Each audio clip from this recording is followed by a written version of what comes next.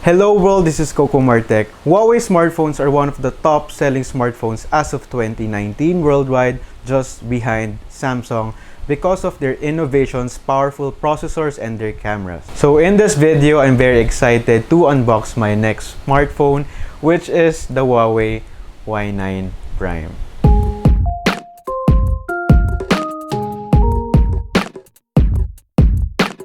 So before we start the unboxing, please like the video, subscribe, and click on the bell button to get notified for new videos. So magbibigay din ako ng mga freebies, so comment down below lang yung hashtag cocomarTech and follow me on my social media accounts. So ngayon buksan na natin yung box, which is naka-plastic pa. So tanggalin natin using with my pair of scissors.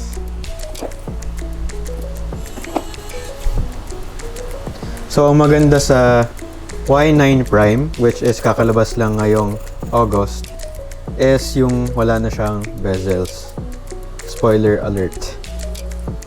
And, of course, meron ka nung processor na powerful from Huawei, which is the Kirin 710F. So, kung gumagamit na kayo ng Huawei smartphones, alam nyo na capable talaga and powerful yung smartphones nila. So, natanggal na natin yung plastic. Okay. So, buksan na natin.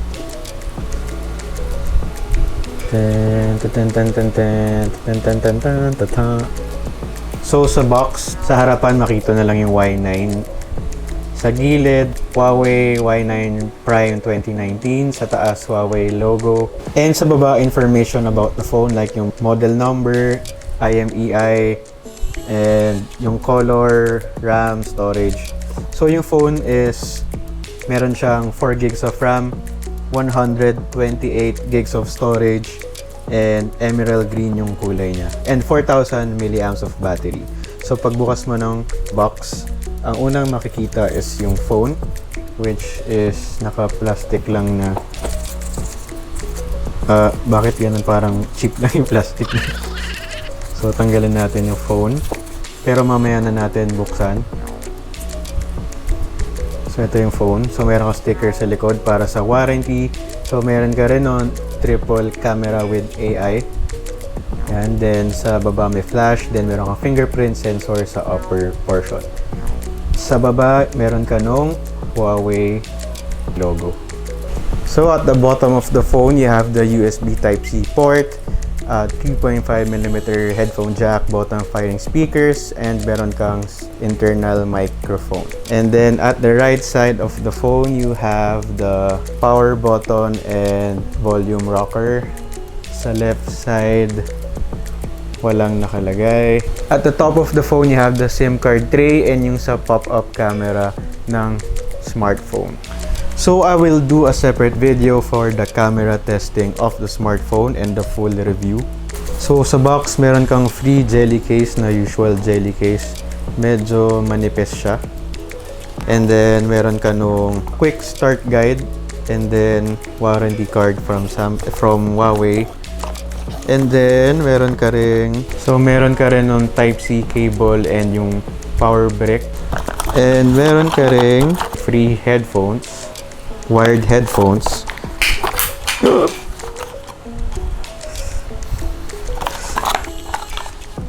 Nahulog ko yung charger. So, yun lang yung laman ng box. So, open natin yung phone. So, this is the phone. Buksan natin.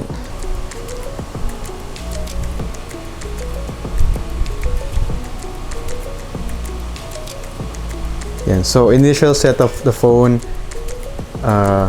Choose language, English. Meron bang English Philippines? Yan. So, meron kang English Philippines. Get started. So, terms of use. Agree. So, insert SIM card. So, mamaya ko ni-insert. So, next is data import. You can import your data to this device from scratch na lang. Install phone clone on old phone. Hindi ko lang sure kung galing ba dapat ng Huawei phone or any phone, since ngayon lang ulit ako nakapag Huawei phone. So let me know in the comments down below kung anong pwede doon. Pipiliin ko pala dapat is Google Cloud Backup. backup. So, lagay lang yung password ng Wi-Fi. So, connecting to Wi-Fi.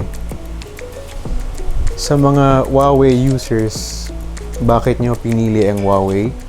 So, let me know kasi syempre ang dami ng options sa market ngayon. Meron ka na Realme, Oppo, Vivo, may Honor pa, of course Samsung, iPhone. So, personally, bakit nyo pinili yung Huawei? So, checking for updates. Tulog ka na ba? Hey. So, checking for updates, checking info, sign in to Google. So, let us sign in using my Google account. Tsaka sobrang ganda nung build quality niya kahit parang plastic lang siya. I think plastic lang to. Pero mabigat kasi siya, so parang premium yung feeling niya. So, don't restore. So, parang new phone yung gagawin natin. Next is Google Services. So, may option ka kung gusto mong backup sa Google Drive and use location. Accept na lang. So, meron din siyang Google Assistant. It's all set for the Google part.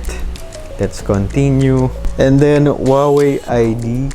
I think meron ako nito since meron ako dating Mate 20 Pro pero hindi ko na maalala, so skip na muna natin.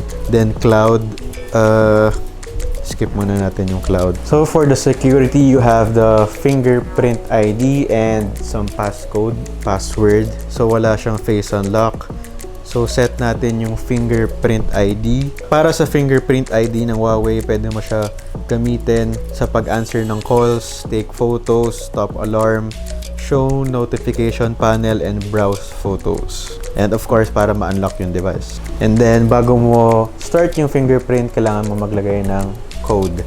So, meron akong usual code. Of course, hindi ko sasabihin. So, next is enrolling your fingerprint. So, ito yung mga usual na fingerprint enrolling. So, lagay mo yung fingerprint dun sa sensor.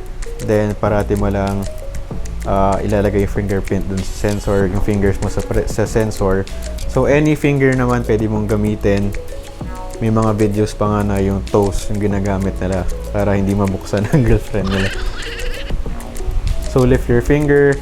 Next, more fingerprint. So, successfully enrolled. So, pwede ka pa magdagdag ng fingers. Hindi ko lang sure kung hanggang ilan for Huawei devices. So, again, I'll be doing separate video for the full review. So, meron ka din option dito na popular apps. So, magsasuggest yung Huawei na mga apps na pwede mo nang i-install just like from the Realme reviews para hindi ka na ma-hassle maghanap. So, andito yung mga top popular apps na as of now. Pero later na natin i-install. So, ito yung currently home screen ng Huawei Y9 Prime. Sobrang ganda niya kasi walang bezels and notch. Then, ang maganda dito is yung, well, pwedeng maganda or hindi kasi subject na pwedeng masira kagad is yung camera, yung pop-up camera. So, meron ka na pop-up camera dito and para mag-work siya from rear view camera, pindutin mo yung selfie mode. And then, of course, hindi siya waterproof or water resistant dahil dito sa camera na to. And meron din detection yung Huawei Y9 Prime na kapag nahulog yung phone, magsasara yung camera. So, testing ngayon natin. Tatatakot akong gawin. Kasi gagamitin ko talaga yung phone personally. So, paano natin gagawin to?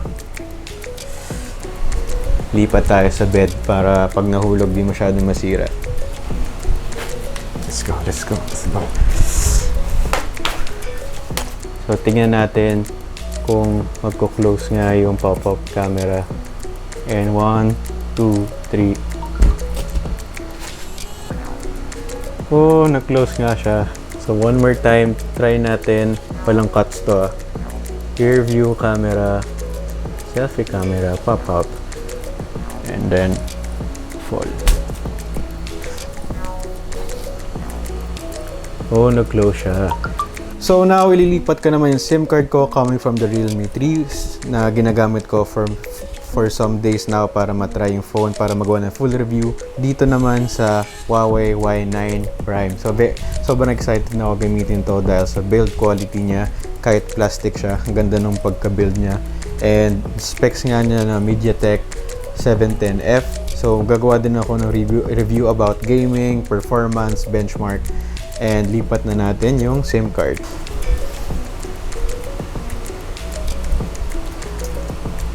So again,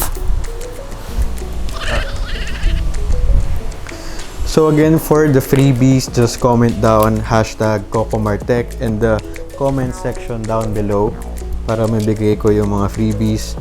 So iba-iba yung mga freebies eh. Meron mga selfie stick, mga pang gaming pad. So sayang din naman yun kung wala magko-comment. Isa din sa mga advantage ng pagsali sa small YouTubers kasi konti lang yung sasali, so more chances of winning. So ngayon lalagay ko na yung SIM card dito. And lagay natin sa taas. So I'll be using this as my second phone para magawan ko din ng full review, camera test, and para ma-compare sa other phones na meron tayo as of now. So i-compare ko against Vivo and Realme, and siguro sa Google Pixel 3 ko na rin. So stay tuned for other videos about unboxing, reviews about smartphones. Sobrang hassle pala nung ginagawa ko, no? Kasi sariling pera ko to, so this is not a sponsored video. Again, pera ko yung ginagamit ko about this, doing these videos. So again, please like the video, subscribe, and click on the bell button to get notified for new videos, new unboxings, new smartphone reviews. This is cocomarTech. Thank you for watching, and I'll see you in the next video.